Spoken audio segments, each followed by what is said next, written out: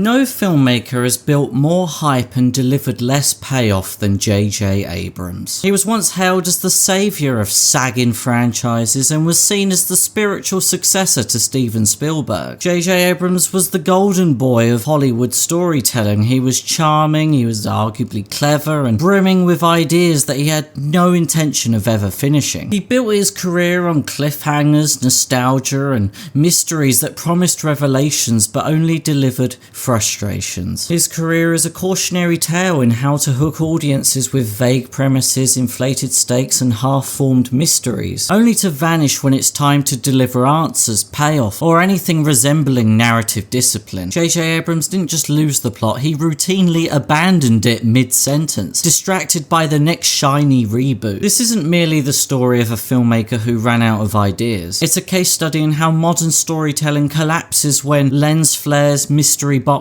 and nostalgia are mistaken for actual storytelling. Of course, when things fall apart, the obvious conclusion is that the audience just didn't understand the genius behind it. Am I so out of touch?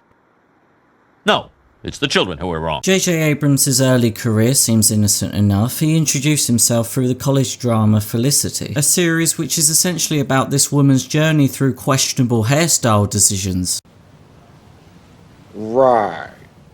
It's harmless enough, although it did foreshadow JJ's love for melodramatic characters having crises over trivial life choices. Then J.J. Abrams moved on to Alias, a spy thriller that famously turned intrigue into a convoluted maze of double agents, triple betrayals, and logic-defying plot twists. This is where he adopted his trademark style. He introduced increasingly ridiculous mysteries to distract viewers from noticing there's barely any meaningful plot underneath the surface. And it worked for a while, but eventually Alias felt less like a spy thriller and more like a workplace safety drill gone terribly wrong. It was loud, chaotic, and it had the characters running around in circles pretending that the chaos was all part of the plan. Everybody stay calm! What's the procedure, everyone? What's the procedure? Stay calm! Wait! Everybody calm down! J.J. Abrams also co-created Lost, which was one of television's most creative and eventually infuriating experiences. Lost was initially brilliant because J.J. Abrams recognized the addictive power of unanswered questions. What's the smoke monster? Why is there a polar bear on an island? Why are we still watching this?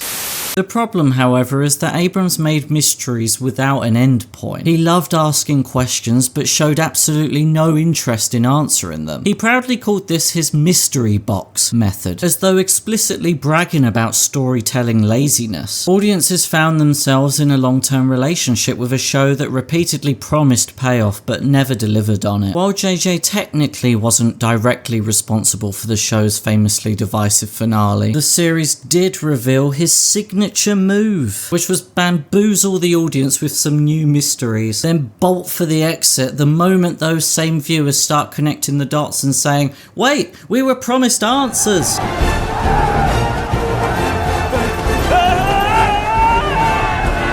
With Mission Impossible 3, J.J. Abrams made his leap from television to film, and for a moment things looked promising. The film was tighter, more emotionally grounded, and less absurd than the previous Mission Impossible movie. J.J. brought in emotional stakes through the relationship between Ethan Hunt and Julia, which added urgency to the action. Overall, the movie was competent, energetic, and surprisingly coherent. However, Mission Impossible 3 also highlighted some filmmaking problems that would persist throughout the rest of his career. The villain, played by the always watchable Philip Seymour Hoffman, was compelling right up until JJ simply lost interest in him halfway through the movie. Oh, come on! The mysterious rabbit's foot MacGuffin, which was central to the entire plot, was never explained. Well, that's just lazy writing. And then came along Star Trek 2009, his first real test of whether he could actually carry a beloved franchise into the modern era. And financially, at least, he did.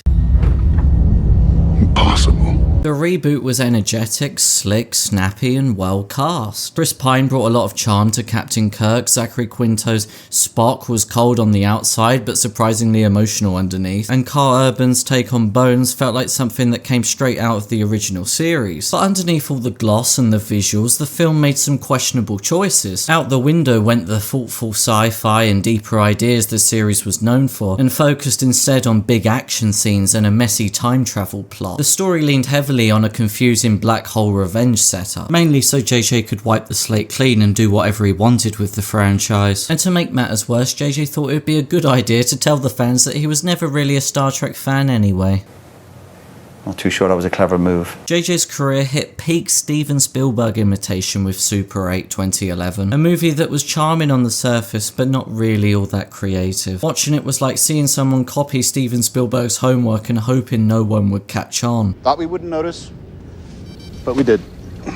And then in the run-up to Star Trek Into Darkness 2013, J.J. Abrams and his team went to remarkable lengths to lie about the identity of Benedict Cumberbatch's character. Despite lots of fan speculation and overwhelming evidence that Benedict Cumberbatch was playing Khan, J.J. repeatedly insisted in interviews that he was portraying a new character called John Harrison. This wasn't clever misdirection. It was a calculated lie designed to protect a twist that had zero narrative value. Abrams later admitted he regretted lying, but only because it backfired. The reveal that John Harrison was in fact Khan didn't shock anyone, it only annoyed people. And I of course can't do this video without mentioning the lens flares. Oh, the lens flares. He lit scenes as if every starship in the galaxy had just installed LED paneling designed by a nightclub DJ. When audiences are distracted by trying to see past the lighting effects just to figure out where a character's face is, you've probably overdone it. No shit!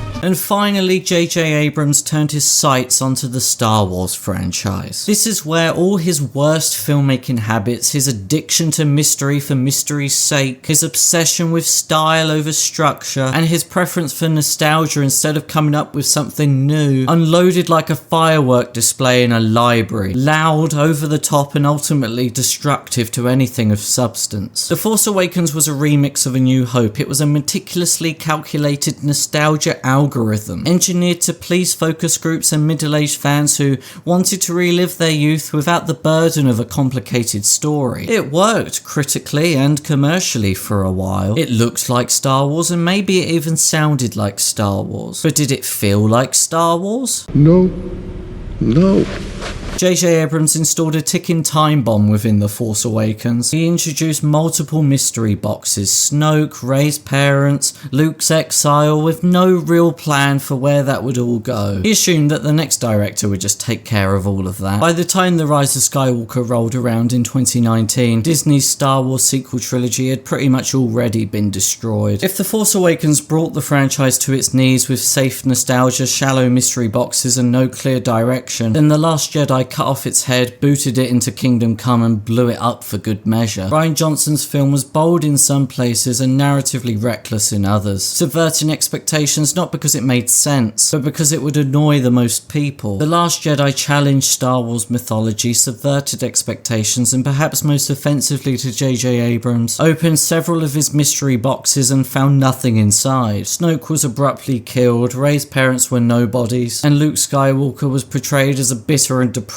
loser. Rian Johnson's goal was clear: let go of the past and stop worshipping nostalgia. I mean, it says right in the script, forget the past, kill it if you have to. You're doing a pretty good job. I'm trying.